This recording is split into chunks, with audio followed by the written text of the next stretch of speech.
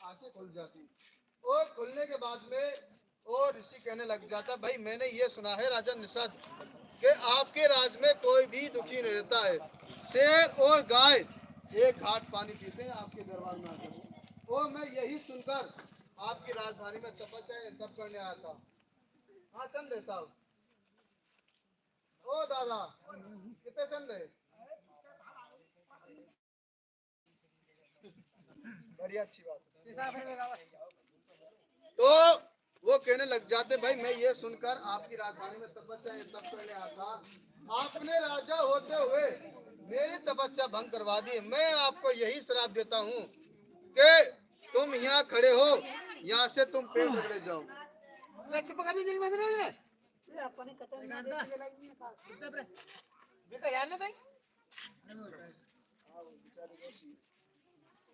तो श्राप देने के बाद में कहा कि भाई जाओ तुम एक कछुआ बन जाओ।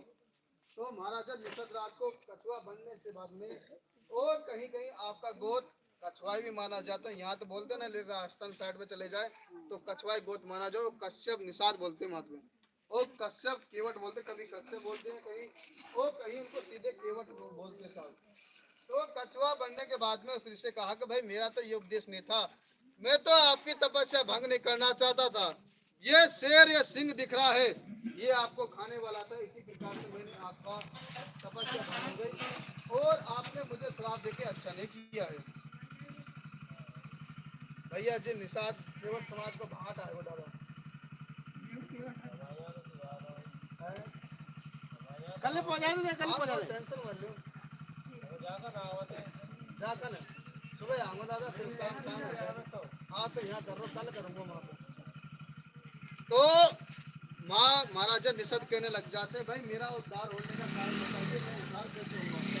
तो कहने लग जाते हैं कि जाइए राजा निषद, अगर आपको मनुष्य बनना है तो जाइए क्षीर सागर में। अगर विष्णु भगवान के आपने पैर छीलिए तो आप मनुष्य बन जाओगे। तो पैर साइड में गए तो लक्ष्मण ने मिल दिया, शेष साइड में गए तो शेष अवतार ने भगा दिया। तो निराश होकर वहां से लौटने लगे तो विष्णु भगवान आकाशवाणी की, हे राजा निषद, हम आपसे नहीं मिल पाए हैं, लेकिन त्रेता युग में हम और तुम दोनों जेठ भर के मिलेंगे। तो वो कहने लग जाते, भगवान मैं तो कछुआ रूप में रखा हूँ, आप कहाँ जाकर जन्म लोगे और मैं कहाँ जाकर जन्म लूंगा। तो वो कहने लग जाते, हे राजा निषाद, मैं दशरथ पुत्र नाम से जन्म लूंगा। और ये शेष अवतार है, ये मेरा छोटा भ्राता होगा, इसका नाम है लक्ष्मण। और ये लक्ष्मी जी है, ये राजा जनक के यहाँ जन्म लेगी। इसी प्रकार से हम तीनों जन्म लेंगे और लेकर चित्रगढ़ के घाट पे आपको मिलेंगे हम। तो वो कहने लग जाते, प्रभु आपने तो बता दिया कि आप कहाँ जन्म लोगे, लेकिन मैं तो अभी कछुआ रूप में रखा हूँ, मैं कहाँ जाकर जन्म लूं। तो वो कहने लग जाते हैं कि जाइए राजा निषद राज, आपका बड़ा पुत्र है सिंह,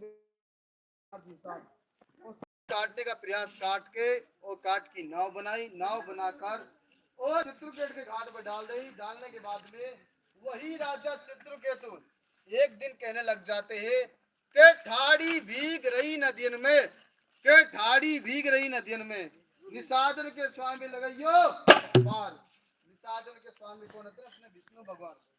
तो एक दिन केशव सिंह निषाद सुन लेते और कहने लग जाते हैं कि ये तो हमारे विष्णु भगवान को याद कर रहे हैं।